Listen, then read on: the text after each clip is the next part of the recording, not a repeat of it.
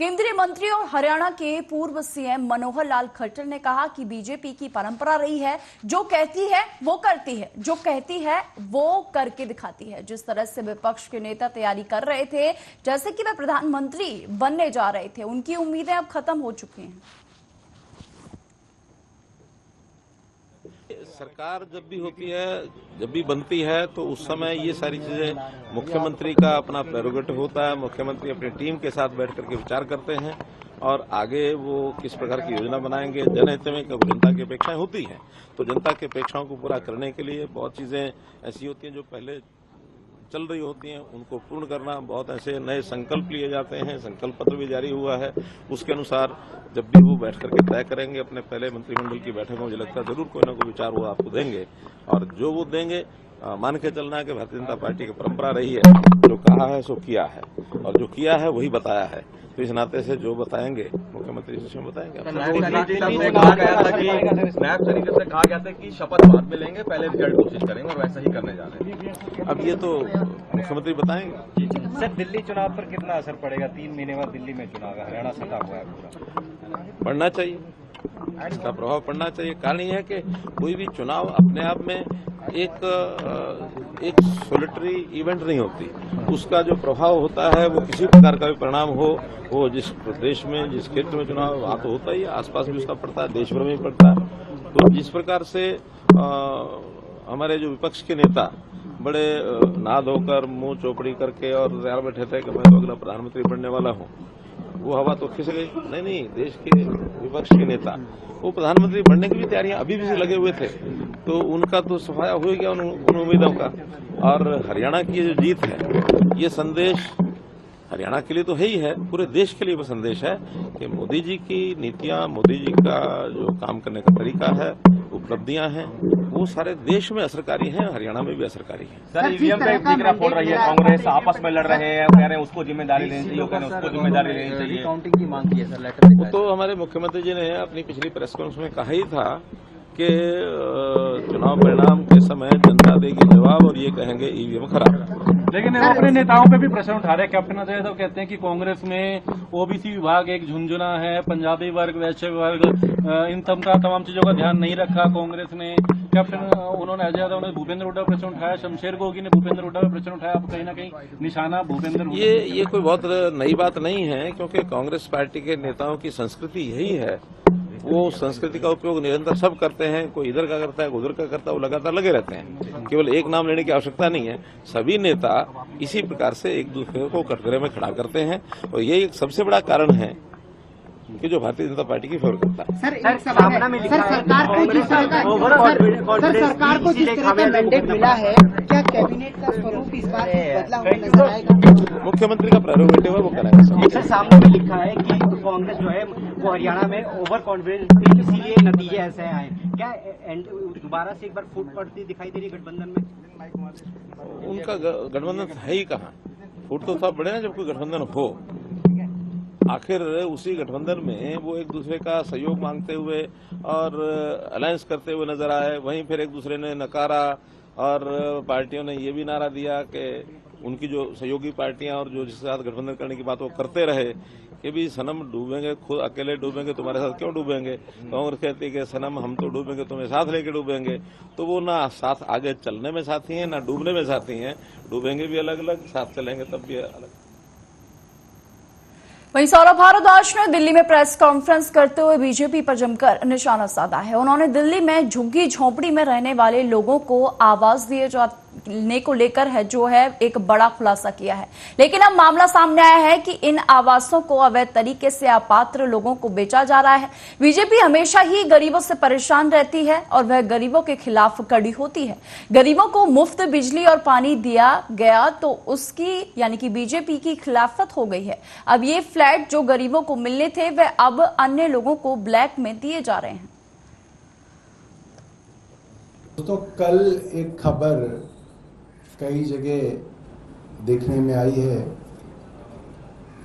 कि दिल्ली के अंदर गरीब झुग्गी झोपड़ी के निवासियों के लिए जो फ्लैट बनाए जाते हैं, जिनको प्रधानमंत्री आवास योजना के अंतर्गत झुग्गी झोपड़ी वाले लोगों को दिए जाते हैं ताकि दिल्ली के अंदर झुग्गी झोपड़ियों को कम किया जाए। इसलिए झुग्गी झोपड़ी वाले लोगों को फ्लैट दिए जाते हैं ताकि वो उन फ्लैटों के अंदर रह सकें और अपना जीवन और अपने बच्चों का, अपने परिवार का जीवन बेहतर कर सकें, एक सम्मानजनक जीवन जी सकें। आपको याद होगा कुछ साल पहले प्रधानमंत्री जी ने खुद कालकाची स्थित ऐसे फ्लैटों का उद्घाटन किया था। मगर जो स्टिंग ऑपरेशन सामने आया है बहुत हैरान कर देने वाला है कि वो फ्लैट जो गरीबों के लिए, गरीब झुग्गी झोपड़ी वालों के लिए बने हैं, उनको ब्लैक में बेचा जा रहा है और उन लोगों को बेचा जा रहा है जिनकी पात्रता नहीं है, यानी कि उन लोगों को बेचा जा रहा है जो कि जेजे क्लस्टर के अंदर रहने वाले नहीं हैं। सवाल ये है कि भारतीय जनता पार्टी गरीबों से इस तरीके से क्यों परेशान रहती है? क्यों वो गरीबों के खिलाफ जो है हमेशा नजर आती है कि कुछ भी गरीबों के लिए हो तो उसकी खिलाफत भारतीय जनता पार्टी करती है। हमने गरीबों को मुफ्त बिजली दी, भारतीय जनता पार्टी ने खिलाफत की। हमने 20,000 लीटर पानी दिया, भारतीय जनता पार्टी ने उसकी खिलाफत की। हमने महिलाओं की बस यात्रा को मुफ्त किया, भारतीय जनता पार्टी ने उसकी खिलाफत की। और अब यहां पे जो फ्लैट उन गरीबों के लिए बने हैं, उन फ्लैटों को अन्य लोगों को ब्लैक करके भेजा जा रहा है।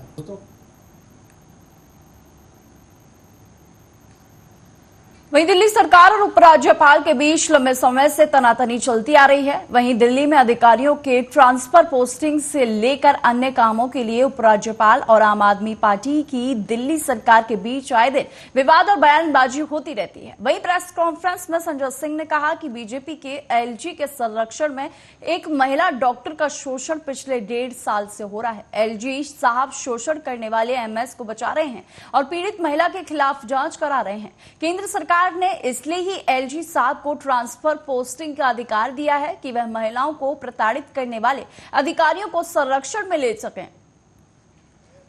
आज मैं एक अत्यंत गंभीर मामले का खुलासा आपके सामने करने जा रहा हूं और आप जानकर हैरान हो जाएंगे कि किस तरह से दिल्ली के एलजी के संरक्षण में एक महिला डॉक्टर का शोषण पिछले 1.5 साल से 1 साल से चल रहा है।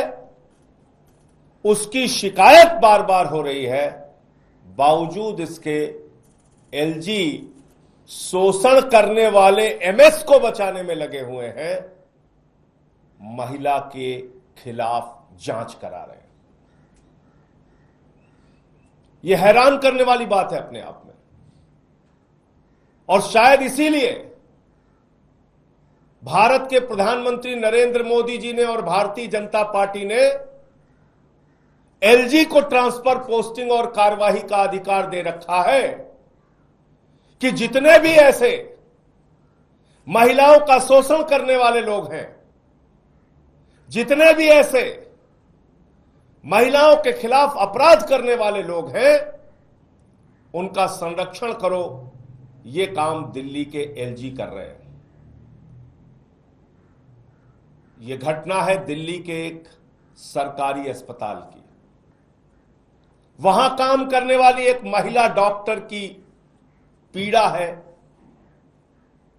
उसके साथ हो रहे सेक्सुअल हैरेसमेंट की एक नहीं अनेक घटनाएं हैं, लेकिन उस पर दिल्ली के एलजी और स्वास्थ्य विभाग के अधिकारी जिनको शिकायत मिली, उन्होंने कार्रवाई नहीं की। एक महिला डॉक्टर ने अपने एमएस के खिलाफ सेक्सुअल हैरेसमेंट का, यौन शोषण का आरोप लगाया। इसकी शिकायत करने के लिए जो दिल्ली का स्वास्थ्य सचिव है, दीपक कुमार, उस दीपक कुमार से बार बार मिलने की कोशिश की, दर्जनों बार मिलने की कोशिश की। पिछले साल अक्टूबर में, 2023 अक्टूबर में उस महिला ने शिकायत की और 4 महीने धक्के खाने के बाद उस मामले में एक इंटरनल कमेटी बनाई गई। वहीं भोपाल में गुजरात के 18 वर्षीय छात्र की खिड़की से गिरने से मौत हो गई। बताया जा रहा है कि मृतक स्पोर्ट्स इवेंट में शामिल होने के लिए आया था। वह देर रात अपने दोस्तों के साथ होटल के कमरे में मौजूद था। तुषार फर्स्ट ईयर का छात्र बताया जा रहा है। पुलिस तुषार के साथ आए दोस्तों से पूछताछ कर रही है। इस घटना पर गोविंदपुरा टीआई अवधेश तोमर का कहना है कि तुषार कैसे गिरा, इसकी जांच की जा रही है। अभी कुछ कह पाना बहुत मुश्किल है। पीएम रिपोर्ट और पुलिस की जांच के बाद ही कुछ स्पष्ट हो पाएगा। पुलिस के हाथ सीसीटीवी फुटेज लगे हैं। हालांकि मौके पर पुलिस को कोई सुसाइड नोट नहीं मिला है, जिससे कि ये जो मामला है संदिग्ध प्रतीत हो रहा है। कल तकरीबन रात में 11 बजे के आसपास हमें सूचना प्राप्त हुई थी। एक लड़का मृत अवस्था में एम्स अस्पताल पहुंचा है। तो सूचना पे से हमारी पुलिस द्वारा मौके पर टीम पहुंची तो होटल ओएसिस ब्लू है जो चितक ब्रिज के पास है, उसकी 4थी मंजिल पर कुछ लॉ स्टूडेंट्स बाहर से गुजरात से आए हुए थे एक स्पोर्ट इवेंट के लिए, वहां पे ठहरे हुए थे। उसमें वहां से एक लड़का 4थी मंजिल से पीछे के हिस्से से गिर गया। गिरने से उसको चोट आई और फाइनली अस्पताल में उसको ब्रॉड डेड मतलब घोषित कर दिया गया। और जिसकी जांच कर रहे हैं उस इंसिडेंट के संबंध में उसके जो दोस्त हैं, उसके सीनियर्स हैं, उनसे पूछताछ की जा रही है। जो भी तथ्य आएंगे उस हिसाब से वैधानिक कार्रवाई की जाएगी। सर, क्या कुछ ऐसा कुछ मामला निकल कर आया कि ड्रिंक कर रहे थे या तो उसका निकल रहा है कुछ ऐसी गतिविधियां थी, क्योंकि बताया गया कि वार्डन जब दरवाजे खटखटाने में हाँ, मतलब अभी प्रथम दृष्टया कुछ मतलब पार्टी करने की वो मिले हैं तथ्य, लेकिन किस प्रकार की पार्टी थी और क्या था उसमें उसकी संबंध में जांच की जा रही है। फुटेज में अंदर कमरे में आते जाते दिखाई दे रहे हैं, हम उसी को वेरीफाई कर रहे हैं कौन कमरे में था कौन नहीं था। गुजरात एटीएस द्वारा भोपाल में जब्त 907 किलोग्राम एमटी ड्रग्स मामले में गिरफ्तार हरीश आंजना के सहयोगी प्रेम सुख पाटीदार ने शुक्रवार को मंदसौर जिले के अफजलपुर थाने के बाहर अवैध पिस्टल से खुद के पैर में गोली मार ली, जिसके बाद उसने आत्मसमर्पण कर दिया। पुलिस ने उसे जिला अस्पताल में भर्ती कराया। पुलिस का कहना है कि पूछताछ से बचने के लिए उसने खुद को घायल किया है। प्रेम सुख आंजना के साथ एमडी ड्रग्स की सप्लाई में काम में इसकी भूमिका थी। पुलिस को कई दिनों से उसकी तलाश थी। पुलिस के अनुसार गुजरात एटीएस की पूछताछ में आरोपित हरीश आंजना ने बताया था कि मंदसौर के हतुनिया निवासी प्रेम सुख पाटीदार के साथ मिलकर वह भोपाल के कारखाने में बनाई जाने वाली एमडी ड्रग्स की सप्लाई करता था। सबसे पहले तो मैं बताना चाहूंगा कि इसको अभी पुलिस ने पकड़ा है। ये प्रेम सुख पाटीदार व्यक्ति का नाम है, जो कि जो है एनसीबी एवं अन्य एजेंसी के केस में वांछित था, जिसकी सूचना मंदसौर पुलिस को दी गई थी। इस व्यक्ति को उसकी एनसीबी और अन्य एजेंसी के चूंकि वांछित था तो उसको तलाश कर रही थी मंदसौर पुलिस। ऐसा प्रतीत होता है कि इसने पुलिस की पूछताछ से बचने के लिए और अन्य एजेंसियों की पूछताछ से बचने के लिए इसने खुद से जो है पैर पर गोली मारकर ये थाने पर आ गया है और इसको जो है अभी डिस्ट्रिक्ट हॉस्पिटल में एडमिट किया गया है। इसकी जो है आगे की जो ट्रीटमेंट है वो करवाई जा रही है। इसके ट्रीटमेंट के उपरांत इससे पूछताछ करके इसके साथीदारों के बारे में जानकारी ली जाएगी और आगे की जो कार्रवाई है मंदसौर पुलिस उसके संबंध में की जाएगी। कहाँ मिला सर आपको ये गोली लगा? अभी ये थाना परिसर में इसने गोली मारकर थाना परिसर में ही ये गोली लगा हुआ मिला। वहीं शाजापुर स्टेडियम मैदान में 75 फीट ऊंचे रावण का दहन किया जाएगा। रावण पुतला उज्जैन के कलाकारों द्वारा तैयार किया गया है, जिसे राजस्थानी लुक दिया गया है। दशहरा उत्सव समिति के पदाधिकारी आतिशबाजी सहित अन्य तैयारियों में जुटे हुए हैं। समिति के सदस्यों ने बताया है कि परंपरागत ढंग से शोभा यात्रा श्री कृष्ण व्यायामशाला से निकाली जाएगी। शोभा यात्रा से पहले श्री कृष्ण व्यायामशाला में प्रशासनिक अधिकारियों, जनप्रतिनिधियों और धार्मिक सामाजिक संगठन के पदाधिकारियों द्वारा बजरंग बली की महाआरती की जाएगी। महाआरती के बाद शोभा यात्रा स्टेडियम मैदान की ओर से रवाना होगी, जहां आतिशबाजी के साथ बुराई के प्रतीक रावण पुतले का दहन किया जाएगा। वहीं खरगोन जिले की भीकन गांव पुलिस और एसडीआरएफ में कामोदवाड़ा में बेदा नदी पर तेज बहाव में फंसे एक आईसर वाहन में सवार 5 लोगों की जान बचाई है। यह घटना देर रात की है, जब ये लोग ग्राम आभापुरी कथा से साउंड सिस्टम लेकर लौट रहे थे। अचानक नदी का बहाव बढ़ने से उनकी गाड़ी बीच पुलिया में फंस गई। स्थानीय ग्रामीणों की सूचना के बाद भीकन गांव पुलिस और एसडीआरएफ की टीम मौके पर पहुंची। रेस्क्यू ऑपरेशन के दौरान जेसीबी की मदद से गाड़ी में फंसे सभी 5 व्यक्तियों को सुरक्षित बाहर निकाल दिया गया। आपको बता दें कि यह रेस्क्यू ऑपरेशन 8.5 घंटे तक चला। दरअसल रेस्क्यू ऑपरेशन रात 10 बजे से शुरू होकर सुबह 6:30 बजे तक चला। पुलिस ने बताया है कि अपर वेदा डैम से पानी छोड़ने के कारण नदी में बाढ़ आ गई थी।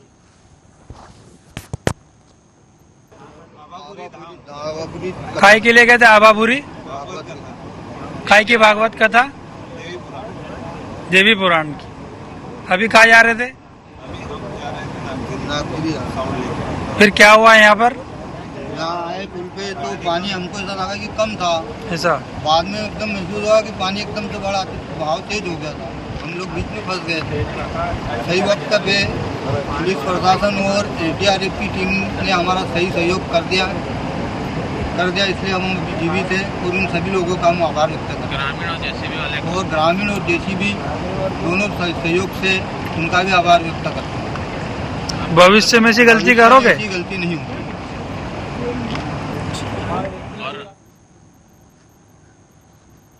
खबर लखीसराय से है, जहां घटना के जिले के रामगढ़ चौक थाना क्षेत्र के दूरडीही गांव की है, जहां टेम्पू पलटने से टेम्पू पर सवार कुल 9 लोग जख्मी हो गए। सभी जख्मी लोगों का सदर अस्पताल में उपचार किया गया। सभी घायल रामगढ़ चौक थाना क्षेत्र के और गांव के रहने वाले बताए जा रहे हैं। बताया जा रहा है कि पश्चिम बंगाल दुर्गापुर के रहने वाले प्रभुदास अपने ससुराल रामगढ़ चौक थाना क्षेत्र के औरे गांव आ रहे थे, जहां अपने ससुराल के लोगों के साथ भाड़े पर एक टेम्पू पर अपनी मन्नत पूरी होने पर अपने पारिवारिक जनों के साथ माता को चुन्नी उड़ाने के लिए जा रहे थे। इसी दौरान दूरडीह गांव के समीप एक तेज बाइक सवार युवक जो शराब के नशे में था, जब टेम्पू चालक द्वारा उसको बचाने का प्रयास किया गया तो टेम्पू अनियंत्रित होकर सड़क किनारे पलट गया, जिससे टेम्पू पर सवार सभी लोग गंभीर रूप से घायल हो गए, जिसमें एक 9 माह की शिशु की मौके पर ही मौत हो गई।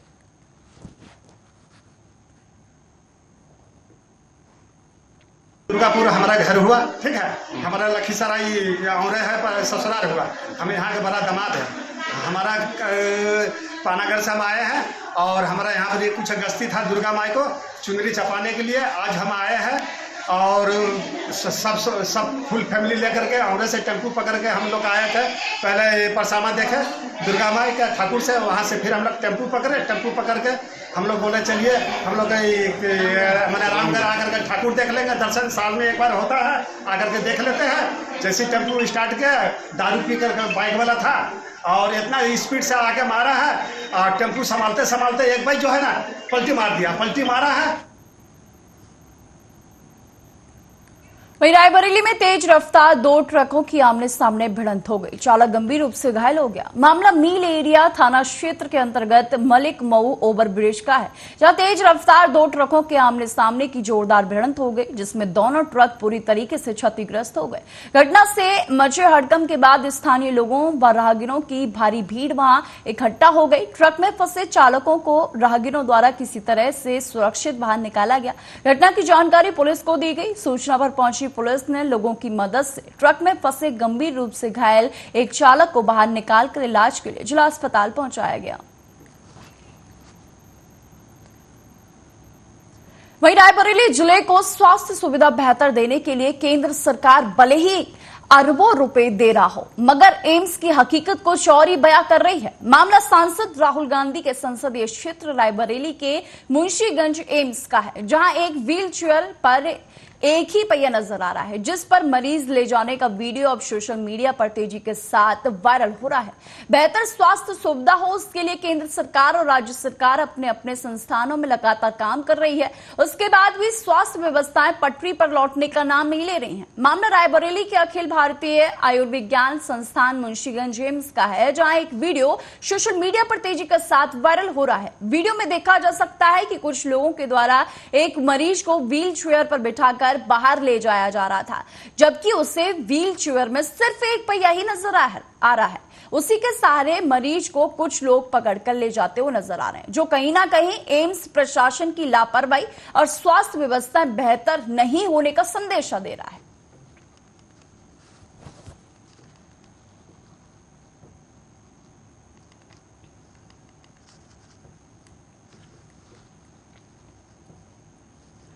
वहीं विदिशा जिले में चोरों के हौसले बुलंद हैं। पिछले कुछ दिनों से चोरी की घटनाओं में काफी इजाफा हुआ है। पिछले 2 दिनों से चोरों ने लाखों की चोरी की घटनाओं को अंजाम दे डाला है। एक दिन पहले हुई चोरी में शासकीय आवास, जो कि जिला कलेक्ट्रेट कार्यालय से महज कुछ दूरी पर है, उसमें संयुक्त कलेक्टर के पद पर पदस्थ निकिता तिवारी के सरकारी आवास में चोरों ने धावा बोल दिया। आज एक बार फिर देर रात चोरों ने विदिशा के अरिहंत बिहार मकान नंबर 137 में चोरी की घटना को अंजाम दे डाला। हेमंत जैन ने बताया है कि मकान उनके जीजा का है, वह उनके साथ ही रहते थे। वह अपने भांजे के साथ अपने जीजा और परिवार को छोड़ने के लिए रात्रि 12 बजे के आसपास स्टेशन गए थे। वहां से लौटकर जब वो वापस आए तो अपने दोस्तों के साथ 2-3 घंटे के लिए झांकियों में चले गए। इसी बीच चोरों ने घर के ताले तोड़ डाले और वह घर में पहुंच गए। उसमें रखा सामान बिखरा हुआ, उनको जब वह घर वापस आया तो सामान बिखरा हुआ मिला। उससे संदेशा हुआ कि चोरी हुई है घर में। मेरा नाम हेमंत जैन है। हेमंत जी, ये कौन सी जगह है? जी, न्यू बिहार कॉलोनी है, मकान नंबर 137। क्या हुआ यहाँ? यहाँ पे ये मेरे दीदी जी का मकान है जी। तो कल रात में 12:20 पे श्रीराम पे मैं छोड़ने गया था, यहीं से सोनागिर गए हैं वो लोग घूमने। तो वहां से रिटर्न में मेरे घर चला गया था, तो भांजे वगैरह थे दोनों, तो वो भी मेरे साथ स्टेशन तो घर के लिए निकले थे। पर चूंकि रास्ते में दोस्त यार मिल गए तो हवन चल रहा था झांकी में, तो वहां रुक गए थे घंटे 1.5 घंटे। आज रात्रि में न्यू बिहार मकान नंबर 137 में ये चोरी घटना हुई है। तो मौके पर हम लोग आए हैं, इसकी जांच कर रहे हैं और एक्सपर्ट टीम भी आ रही है। उनके द्वारा अभी जो एविडेंस कलेक्ट होंगे उनके आधार पर आगे विवेचना की जाएगी। कितने कैदी सूचना मिली है आपको चोरी में? जिनकी चोरी हुई है वो रात्रि में दतिया सोनागिर गए हुए हैं। तो जैसे ही वो आएंगे तो उनसे एक एस्टिमेट लेके कि कितना क्या सामान रखा था, तो उस हिसाब से कार्रवाई की जाएगी। फिलहाल के बुलेटिन में सिर्फ इतना ही। देश और दुनिया की तमाम खबरों के लिए देखते रहिए आर्या न्यूज।